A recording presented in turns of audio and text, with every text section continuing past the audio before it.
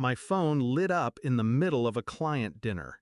We've decided it's best if you step away from the family for now.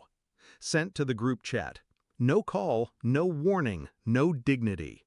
The message was from my father, the kind of man who shook hands too hard and smiled like he was doing you a favor. The kind of man who loved to humiliate with phrasing like, "we've decided," when really it was him. My aunt reacted with a thumbs up. Of course she did.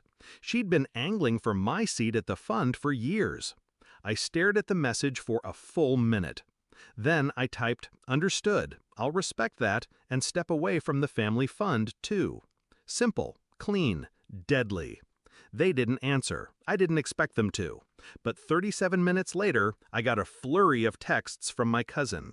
"Wait, what do you mean, step away from the family fund?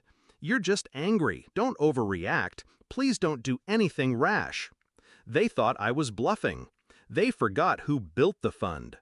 10 years ago, I came back from business school with nothing but a battered suitcase and a laptop. My father laughed when I said I wanted to formalize the family investments. "You want us to let you handle the money?" Back then, my job was Christmas cards and tax receipts. But I was quiet, patient, dangerous when underestimated. So I did what they never do, the boring work. I audited, consolidated accounts, refinanced assets no one had touched since the 90s.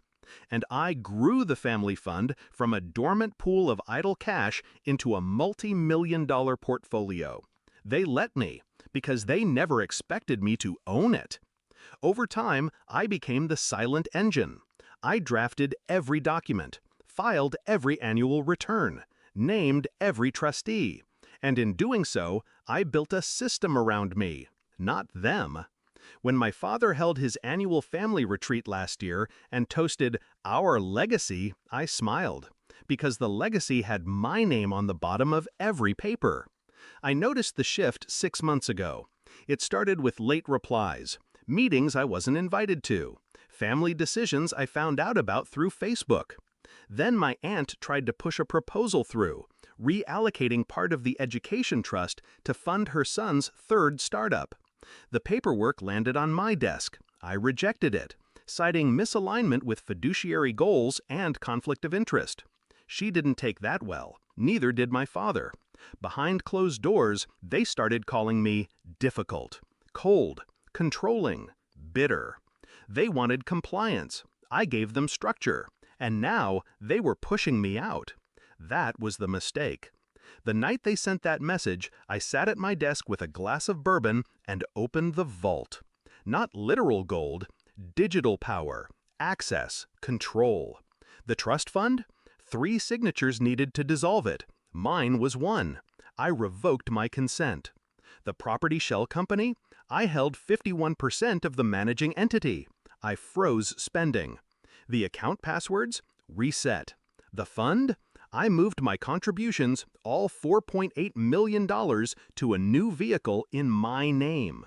All legal, all clean, all irreversible. By morning, they were locked out of everything I built. They called. My father first. No apology, just fury. "What the hell do you think you're doing?" I let silence stretch. Then I answered, calm as ice. "Respecting your request to step away." By day 3, the panic set in. The family fund manager called, asking about missing authorizations. The property development deal in Lisbon fell through. Salaries bounced. Loans defaulted. Because I had funded everything. Silently, generously, strategically. They thought it was ours. They were wrong. A week later, my aunt showed up at my office. Tired makeup, shaky hands. "You've made your point," she said. I leaned back in my chair. No, not yet. I slid a folder across the desk. Inside, a full audit of the discretionary spending on her end.